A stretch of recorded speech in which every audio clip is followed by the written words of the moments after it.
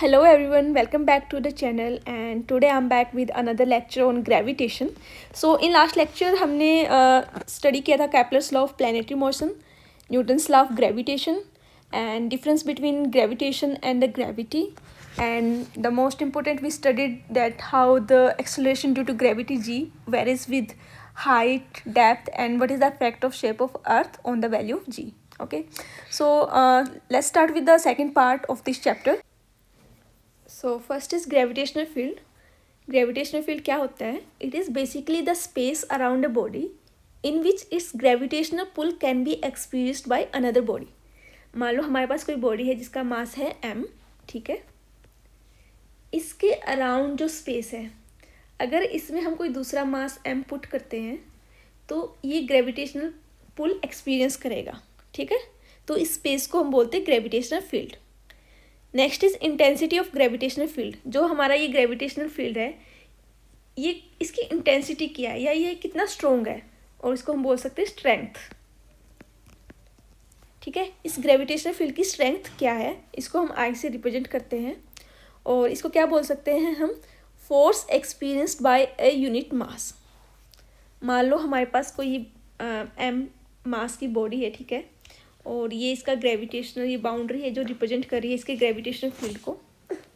अब अगर इसमें हम एक यूनिट मास या फिर मास एम नोट हम पुट करेंगे तो ये एम नोट जो मास है ये फोर्स एक्सपीरियंस करेगा इस एम की ग्रेविटेशनल फील्ड की वजह से.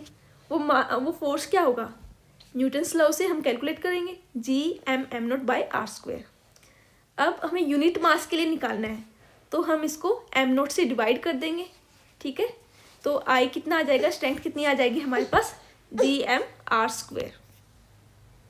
ओके, और अगर हमें इसे वेक्टर फॉर्म में लिखना है तो यहाँ पे नेगेटिव साइन आ जाएगा और ये डायरेक्शन को रिप्रेजेंट करेगा.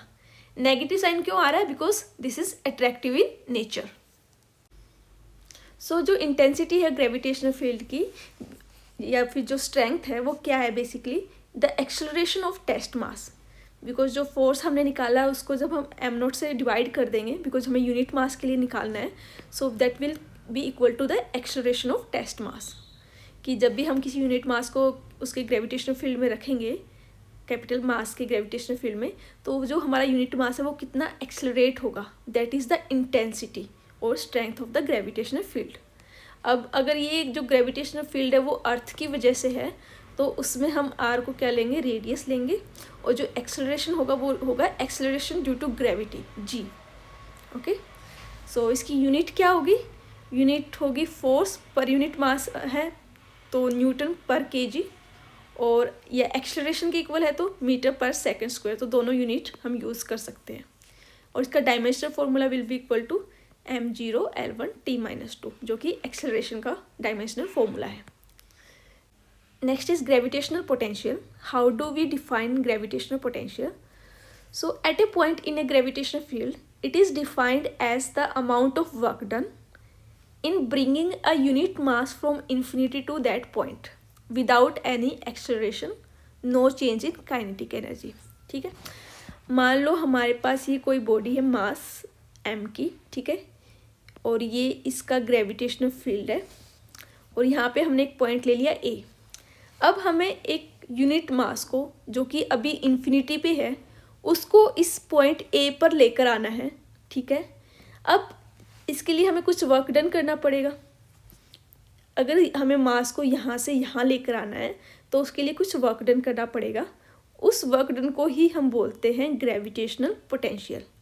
और इसके लिए कंडीशन क्या है कि उसकी काइनेटिक एनर्जी चेंज नहीं होनी चाहिए, means there should not be any acceleration, ठीक है.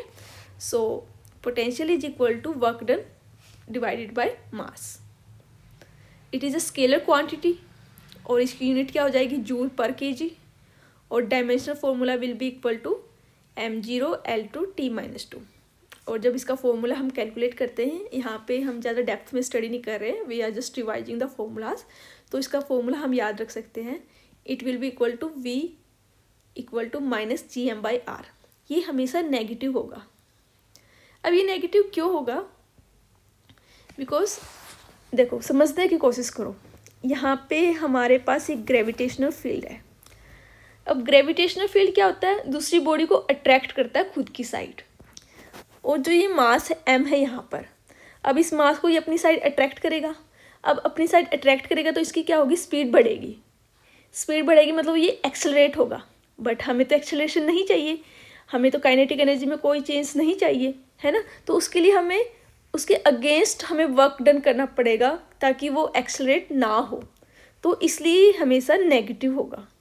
Okay, so v is equal to minus GM/r, because gravitation उसको अपनी साइड अट्रैक्ट कर रहा है तो उसकी स्पीड इंक्रीज होगी। अब उस स्पीड को कांस्टेंट रखने के लिए हम उसके अपोजिट साइड में वर्क डन कर रहे हैं, और उसी वर्क डन को जब हम यूनिट मास से डिवाइड करेंगे तो वो हमारा पोटेंशियल होगा। So that's why it is always negative. Next is gravitational potential energy. So potential energy हमें पता है कि बॉडी की पोजीशन की वजह से जो एनर्जी स्टोर होती है उसको हम पोटेंशियल एनर्जी बोलते हैं। काइनेटिक एनर्जी होती है जो उसकी वेलोसिटी की वजह से होती है। So gravitational potential energy of a body at A point in gravitational field of another body. ठीक है, क्या मतलब कि कोई मास m है, इसके ग्रेविटेशनल फील्ड में हमें किसी बॉडी की ग्रेविटेशनल पोटेंशियल एनर्जी देखनी है। वो क्या है, is the amount of work done in bringing the given body from infinity to that point without acceleration. ठीक है, उसमें हम क्या कर रहे थे, पोटेंशियल में हम यूनिट मास कंसीडर कर रहे थे कि यूनिट मास को हम इन्फिनिटी से लेकर आ रहे थे इस पॉइंट पर। बट ग्रेविटेशनल पोटेंशियल एनर्जी में क्या है, कोई भी पॉइंट मास m है जिसका, यहाँ पर हम यूनिट मास नहीं ले रहे हैं, उसको इन्फिनिटी से जब हम इस पॉइंट पर लेकर आएंगे, इसके ग्रेविटेशनल फील्ड के अंदर है जो पॉइंट, उसको करने में जितना अमाउंट ऑफ वर्क डन हमें पड़ रहा है करना, उसको बोलते हैं हम पोटेंशियल एनर्जी। ठीक है, तो बेसिकली जो पोटेंशियल है, बस इसको हमने यहाँ पे यूनिट मास लिया था, इसको हम मास से मल्टीप्लाई कर देंगे तो ये हमारी पोटेंशियल एनर्जी बन जाएगी। So gravitational potential energy is gravitational potential into mass of the body. Very simple, याद रखने में। ठीक है, अब अगर वो इन्फिनिटी पे नहीं है, वो किसी पॉइंट पे है, मान लो किसी यहाँ पे हमारे पास इस पॉइंट पे हमें लेके आना है, जो कि मास m की वजह से ग्रेविटेशनल फील्ड के अंदर लाई कर रहा है, और ये एक हमारा मास अब पॉइंट b पे रखा हुआ है। ये इसको जब हमें यहाँ पर लेकर आना है तो उसको कितना पोटेंशियल एनर्जी चेंज होगा, फाइनल माइनस इनिशियल। अब ये नेगेटिव होती है तो R1 वाला पहले आ जाएगा और R2 वाला बाद में। ठीक है, अब अगर किसी हाइट पे है h, तो वही same change in potential energy लिख सकते हैं हम, फाइनल माइनस इनिशियल। ठीक है, next is that what is the relation between the gravitational intensity and potential. So gravitational field intensity is equal to minus first derivative of potential with respect to position. अब इसमें जो next point है that is superposition principle. जो gravitational potential energy है वो superposition principle को follow करती है। अब तक तो हम क्या देख रहे थे कि कोई एक मास है जिसका ग्रेविटेशनल फील्ड है, उसमें हम किसी दूसरे मास का देख रहे थे कि क्या पोटेंशियल एनर्जी होगा, क्या पोटेंशियल होगा। अब हमारे पास क्या है, एक नंबर ऑफ सिस्टम है, नंबर ऑफ मास है m1 m2 m1, और उन सब का अपना अपना एक ग्रेविटेशनल फील्ड है।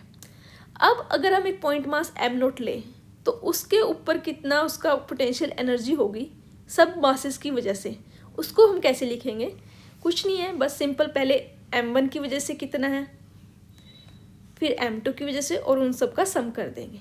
ठीक है, फॉर्मूला तो हमें पता ही है क्या होता है, g m1 m2 open r। तो जिस भी मास की वजह से ले रहे हैं उसको मास को लिखेंगे और उसके कोरस्पोंडिंग उसका जो डिस्टेंस है वो लिखेंगे। Now next is total gravitational potential energy of an isolated system. First is consisting of two particles. अगर हमारे पास दो ही मास है m1 एंड m2, ठीक है, तो उनके बीच का डिस्टेंस हो जाएगा r12। तो सिंपल फॉर्मूला हो जाएगा potential energy will be equal to minus g m1 m2 by r12। But if you have three particles m1, m2 and m3, then इनके बीच में जो डिस्टेंस है that will be equal to r12, r13 and r23। तो सबसे पहले हम देखेंगे m1 और m2 का क्या है, then m2 m3 and then m1 m3। Okay, so इन सब का फिर एडिशन कर देना है। Okay, so that's all for today. आज हमने ग्रेविटेशनल फील्ड स्टडी किया, ग्रेविटेशनल पोटेंशियल एनर्जी। ओके, अभी हमारे पास टॉपिक जो रहता है इस चैप्टर का ग्रेविटेशन का, दैट इज़ सैटेलाइट्स, है ना, और एस्केप वेलोसिटी क्या होती है, ऑर्बिटल वेलोसिटी क्या होती है, वो हम नेक्स्ट वीडियो में कवर करेंगे, और उसके साथ ही हमारा ये चैप्टर है वो कंप्लीट हो जाएगा। Okay, so thank you so much for giving your precious time and see you in the next lecture. Bye.